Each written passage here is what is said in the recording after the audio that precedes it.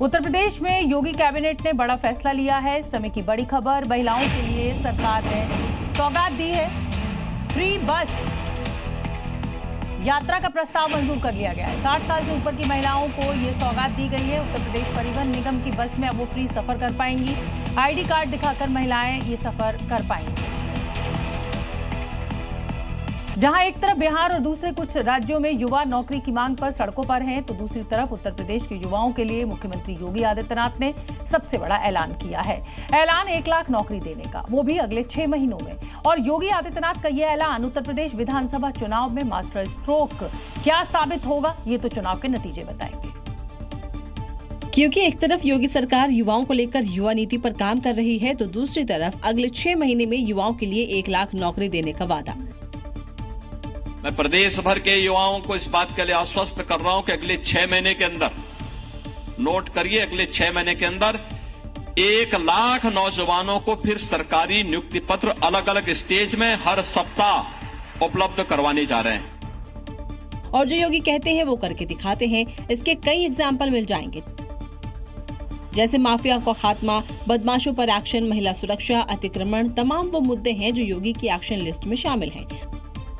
और अब युवाओं को प्राथमिकता, जो शायद पिछली सरकारों में नहीं मिली, और इसका दावा खुद योगी ने किया।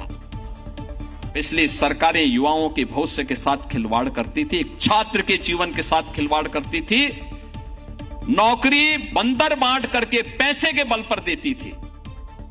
लेकिन योगी सरकार ने युवाओं की प्रतिभा को समझा, और यही कारण है कि युवा ऊर्जा को यूपी के विकास के साथ जोड़ा, तो बीमारू कहे जाने वाले यूपी आज भारत की टॉप 3 इकोनॉमी में शामिल हुआ। रक्षाबंधन के त्योहार में सिर्फ 3 दिन बचे हैं, और उससे पहले उत्तर प्रदेश में ऑपरेशन लक्ष्य लॉन्च कर दिया गया है, जिसका मकसद मजनूओं को सबक सिखाकर महिलाओं का सम्मान करना सिखाना होगा, क्योंकि उत्तर प्रदेश में महिला सुरक्षा और सम्मान सरकार की टॉप प्रायोरिटी है। ये कुछ घंटों पहले दिखा भी, जब रायबरेली में सीएम योगी ने छोटी छोटी स्कूली बच्चियों से राखी बंधवाई। ये बताता है कि सीएम होने के बाद भी महिला का सम्मान उनकी प्राथमिकता है, और अगर कोई उसे नहीं मानेगा तो फिर एक्शन भी होगा। और ऐसे ही लोगों के लिए प्रदेश भर में ऑपरेशन लक्ष्य चलाया गया है, जिसका मकसद पब्लिक प्लेस में निगरानी के साथ ही महिला सुरक्षा को मजबूत करना है। गाजियाबाद में संवेदनशील जगहों पर सिविल ड्रेस में महिला पुलिसकर्मी तैनात हैं, और अराजक शरारती तत्वों को थाने लाकर चेतावनी देने के साथ एक्शन भी लिया जा रहा है। यहाँ तक कि जरूरत पड़ने पर गिरफ्तारी भी होगी।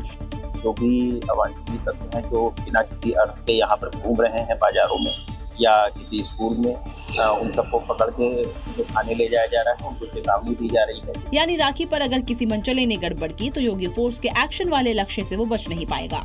बिहार के पटना में बीपीएससी छात्रों का आक्रोश बढ़ता जा रहा है, क्योंकि मांगे न माने जाने के विरोध में छात्रों ने राजभवन की तरफ कूच किया, जिनको रोकने के लिए पुलिस ने बैरिकेडिंग की, लेकिन छात्र आगे बढ़ने की जिद पर अड़े रहे, जिससे छात्र और पुलिस वाले आमने सामने आ गए। हालात ऐसे बन गए कि छात्र बैरिकेडिंग पर चढ़कर प्रदर्शन करने लगे, और फिर देखते ही देखते छात्रों ने ऐसा जोर लगाया कि बैरिकेडिंग टूटकर बिखर गई। इस दौरान पुलिस के साथ धक्का मुक्की भी देखने को मिली।